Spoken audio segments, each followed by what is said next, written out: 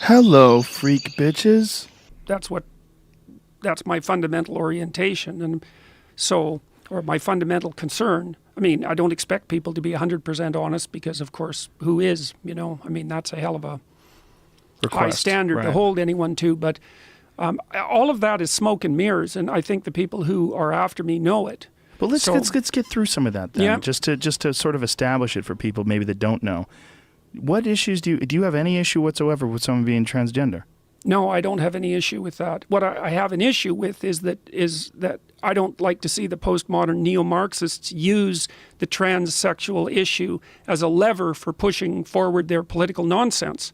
And I said that right from the beginning in the videos I made to begin with. The reason I wouldn't use the words Z and Zer and all those other made-up words, however many there are now, is because I'm not willing to cede the linguistic territory to postmodern radicals. I'm not doing that. And they say, well, we're doing it on behalf of the oppressed transsexual people. And I think, yeah, well, that's what you say, but there's no reason I should believe that. I don't believe anything you say. I think you're contemptible, cowardly, ideologically motivated, cult-like corruptors of the youth. So why would I use your language? Well, let's unpack that, because one of the things that I find fascinating is how few transgender people want to use those words. The transgender people seem to want to identify with whatever gender they like. If you are a male to female transgender person, you would prefer to be called a she. Right. Like Caitlyn Jenner, right? Right. And pretty much everybody calls the artist formerly known as Bruce Jenner Caitlyn Jenner, right? That's just like if you had a look at how many people just openly accept that, it's pretty well accepted, right? Mm-hmm. Most transgender people prefer that. They prefer female to male. They prefer to be a man now. I'm a man now. Okay, Bob, Dick, whatever your name is. There's not a lot of Z-Zer talk. Well, maybe I'm out of the loop. No, you're not out of the loop. The other thing is those are all third-person pronouns. It's like I'm not going to call you a third-person pronoun while we're sitting here. I never would. If I'm referring to you when I'm talking to someone else, I might their name, right? Well, I could use your name. Right. I might use he then, but I don't know. Well, it's just all of it is palpably absurd. I think it's always hard to get the level of analysis for this sort of issue correct.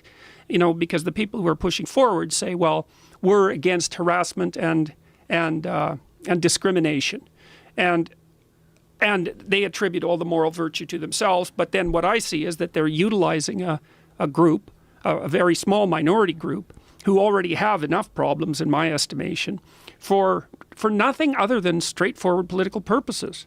I don't buy the warm-hearted, all-inclusive love that the people who are pushing this sort of thing forward claim to display. I don't see that at all. What I see mostly is resentment and the desire to undermine. And I'm quite familiar with the postmodern philosophy, not as familiar as I could be, and also reasonably familiar with its underlying Marxism. And there's nothing touchy-feely about any of that, I can tell you. The postmodernists, the best you can do with postmodernist philosophy is emerge nihilistic. That's the best. The worst case is that you're a kind of anarchical social revolutionary that's directionless, except that you want to tear things apart.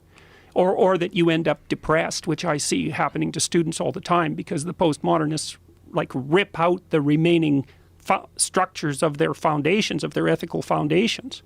So just to be really clear for anybody tuning in, your issues are absolutely not with someone who identifies with a gender other than their biological gender. As long as they're not using that to promote a political agenda. But I don't care about the gender thing. I mean, that's doesn't mean anything. Well, it's someone. It's a personal preference. It's a personal issue. Right, personal issue. It's a personal issue, and I would also deal with it on an individual to individual basis. Because it varies just as much as there are extremely masculine men, extremely feminine women, and there's a broad spectrum of human beings in between, and each one should be dealt with on an individual basis. Yes. Based on what they want. But when you're talking about these made-up words, what it seems like is that some people are trying to push these made-up words and turn them mainstream. Now, the question is, what's the motivation behind that? Is this a necessary thing? Are there so many people that are of asexual or of some sort of what would be a Z or a Zer? What is that supposed to be? Is that supposed to be a male or a female? Is it supposed to be asexual? Or is it supposed to be a nonconformist? What is it? Well, it's supposed to be someone whose gender isn't specified, right? Who's neither Okay. male nor female. Right. Or maybe they say technically in the policy guidelines is anywhere or nowhere on the spectrum. And that's actually in the policy guidelines in Ontario. Anywhere or nowhere. Right, and the nowhere. I mean, these are policies that are going to determine law, right? That within which the law is going to be interpreted. I don't even know what nowhere on the spectrum means. I don't understand what that means. It doesn't mean anything. It's nonsense. It's nonsense. So you have. So here's the options, right? There's someone who identifies with the opposite gender of their biological birth. So there's a man, for instance, who identifies as a woman. Everyone's cool with that. Whatever your name is, whatever you would like to be called, whether it's Wendy or Mike or whatever it is, that would be the noise that you want people to make with their mouth that means you. That's it, right? Now, whether you're a he or a she outside of that, that's where things get squirrely. So third person is the only issue. The only issue is, like, say if we were talking to Jamie. Jamie just decided he's going to be Jamie now. He's still Jamie. Jamie's a girl's name, too. I know girls named Jamie. So he could be Jamie, and Jamie decides he's a woman. And now he wants to be called she. And we're like, okay, she. All right, Jamie, now you're she. But when it gets to, like, Zer and Z and the 78 different gender pronouns, it seems to a person outside of it, a person who's cisgendered, it seems pretty bizarre. And it seems pretty preposterous, and it seems pretty indulgent, and it seems like there's something else going on. And this is that's the thing. It's the something else going on part that is what concerns me. There is something else going on.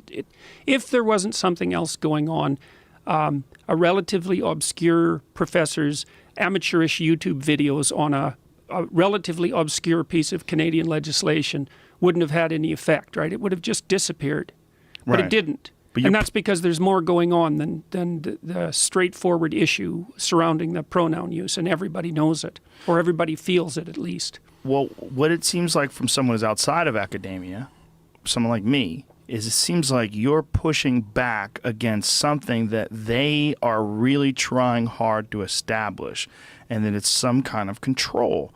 It's some kind of control with how people behave and communicate. And it's not like a societal thing. It's a very small, isolated group of people that seem to be trying to indoctrinate others into their ways. And they're becoming very vocal and very angry and, in a sense, like verbally violent about your opposition to their controlling the way they that other people communicate. Yeah, well, they don't like things. me poking holes in their ideology. And there are lots of places now where the workplace has become, I would say, excessively politicized. And so people who have viewpoints, and this also includes, I would say, fairly radical leftist viewpoints, people don't feel comfortable at all in being able to use the language of their choice or to have even opinions about a variety of different things. And so, and I've had 3 clients who I would say have been, we'll say, harassed, I suppose is the right way of putting it. On social media or otherwise? No, at work, by people who don't like their political opinions, essentially. And Gordon, let's do one more question here, and then we'll get everybody else into the conversation. You know, of course, that since this story broke, you've been called a lot of things. Yeah. One of which is a transphobe. Yeah. Some people have accused you of using the free speech issue to mask what's really going on here, which is an attempt to deprive other people of what they believe are their legitimate rights. Well, and I want to give you the opportunity to speak to whether or not you are a transphobe. Well, I can tell you that I've received more letters from transsexual people supporting me than opposing me. And I never said anything really about transsexual people, about their existence, although that was the first thing that I was accused of doing. I didn't say that transsexual people didn't exist. I said that gender identity, gender expression, and biological sex do not vary independently, which they don't.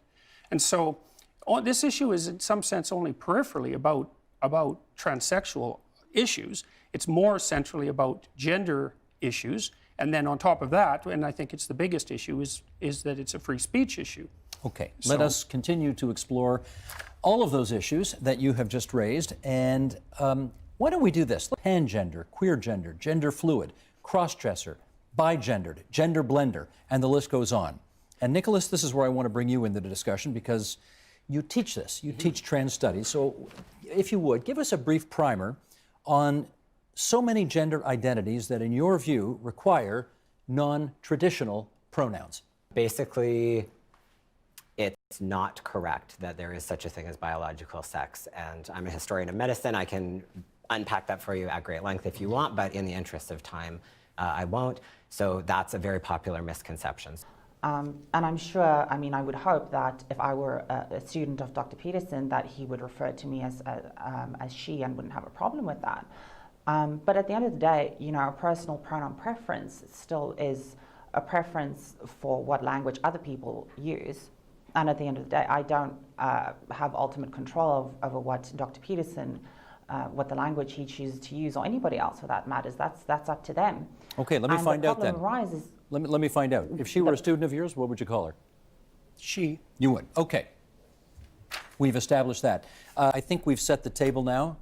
You want to get in on this now and tell. You've heard what the professor has to say. What's your response? Well, I don't understand what the claim that there's no such thing as biological sex means. And I certainly think it's, let's call it an error, to suggest that there's some sort of scientific consensus about that.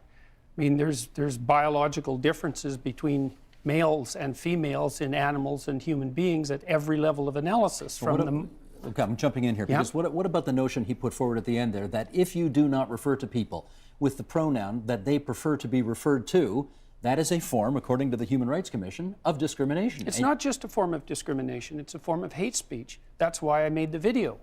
I said that we were in danger of placing the refusal to use certain kinds of language into the same category as Holocaust denial, and suggested that maybe that wasn't such a good idea, especially since there's plenty of debate to be had about gender issues in our society, which I also think are also in danger of becoming illegal, and quite rapidly. So it isn't clear to me how long we'll be able to have the talk that we're having right now. Could I speak to the campus climate about this? Because I don't agree with why Dr. Peterson has been asked to stop abusing students on campus. To stop doing what? Abusing students. I see. And other members of our learning community who do deserve respect and do deserve to be able to work and learn and contribute to society in a place where if they are physically assaulted, if they are... The assault so far came from the social justice warriors who were at this free speech rally, and almost 2 million people have watched those so far. This is not accurate. Well, you can look at the videos yourself. Because people have been making complaints about your behavior. Yes, I understand that. Yes. And so we're seeing a greater opportunity for social justice happening that many people won't understand. Nick, can I be clear on something? You've accused him of abusing students by not using the pronouns they want to be addressed by. That's how I see it, absolutely. That is tantamount to abuse in your view? Absolutely. Many, many global documents, many organizations. How about violence? Is it tantamount to violence? Yes, How about absolutely. hate speech? Is it tantamount to hate speech? Yes, of course. It's hate speech to tell someone that you won't refer to them as in a way that that recognizes their humanity and dignity. This is a minor issue in some ways compared to the larger issue that's at stake, which is our right to have discussions of this sort at all. Like, I mean, one thing that happened right when we started this was that there was an initial claim, for example, that there's no such thing as biological sex. Well, I believe quite firmly that if we continue on our present path at the universities for 5 more years, that's a discussion we will not actually be able to have on campuses. Because it will be... By fiat, I mean, the legislation already implicitly presumes that biological sex, gender identity, and gender expression, which we haven't even talked about yet, vary independently. That is simply not true. It's when people sometimes become politicized, is when they realize that no matter what they do in the world, there will be people who will continue to attack them on racist grounds, on gender and sexual violence grounds, and that's why people start to fight back, and that's why people object. And your attempts to regulate my language use, and I don't care about your language use. I care about the safety of the people who are being harmed. I know people who make your kinds of arguments are always concerned with other people's safety. I'm concerned with my own safety. Just so that people are aware, my physical, emotional life and livelihood is at risk from being here. And that's not true of everyone. In comparison to mine, say. I don't know about yours because yes, I don't live your life. You know perfectly well about mine. I do know that you have tenure and that